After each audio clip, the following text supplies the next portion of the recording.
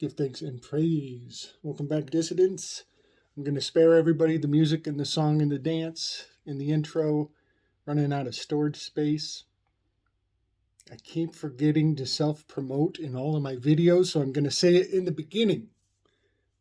Hit me with some Cash App, y'all. Summer's going to be rugged. Summer's going to be rugged. I got the Cash App below. All right. This installation is going to be intentionally confusing and confounding. I want to have a segment of spaghetti on the wall because a lot of things are sticking, and I just want to keep everybody current with my thoughts on the project. But first, I want to talk about the 5-generational warfare and how hypersigils boil down over time from one generation to the next. And so much information can be captured into a couple syllables as a trauma torch to hand to the next generation. The Unabomber. The Unabomber is a hypersigil himself. His name is University plus Airline plus Bomber. And so they condensed all of that information into a single phrase and then gave it an iconic appearance of a hood with shades. That's sigil magic. They're boiling down, they're dropping the vowels, they're keeping the consonants, the parts that matter, they're ramming them together and then formulating them and giving them a reputation, a charge, and then sending them out into the world. The King of Shades, Joe Biden, is at the top right now. And many other things are packaged into this University Airline Bomber that are unpacking right now, like almost like it's being seeded in the skies of the consciousness. I call it a psychic crop dusting. So the universities are exploding.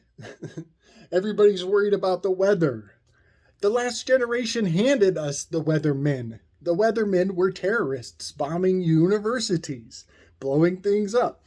And now the airlines are falling apart. Well, the airlines have a systematic, built-in, intrinsic polarity, a full capture, the full spectrum capture. Boaz, Boeing, Joachim, Lockheed and Boeing are the full spectrum dominants. And the plan to not tell you which way the wind blows because you don't have any weathermen anymore is just seeding your consciousness with thinking that everybody's a terrorist. All those damn kids these days, they're all terrorists. They're all blowing up the weather. They're blowing up the weather. They really put this thing together a long time ago. And that's part of the challenge is pointing out the consistency, because the consistency indicates intent. It doesn't prove intent. It just gives us a thorough theme, a thematic thread of intent.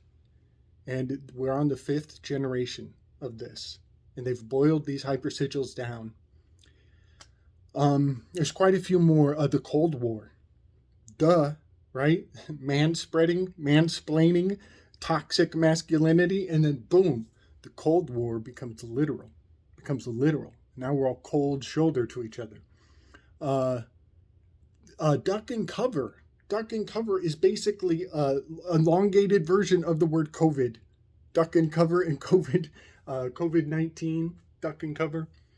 So they just kind of unpack and repack. Oh, but duck and cover was a turtle. They had a iconic turtle, a slothful, slow, iconic turtle, much like Joe Biden right now. He was like a mascot that they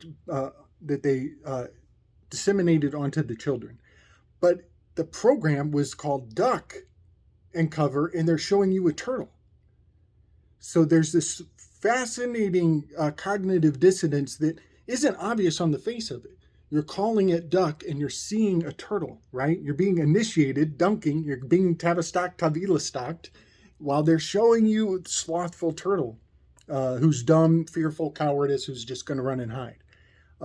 militarized, no less. He had the the military helmet. All right, I got to hurry up.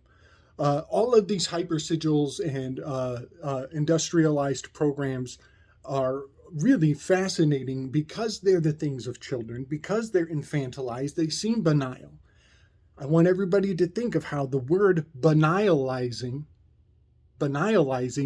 is a hyper sigil of the entire process of the Overton window. If you have to explain the Overton window to a person in a single word, you just use the word banalizing.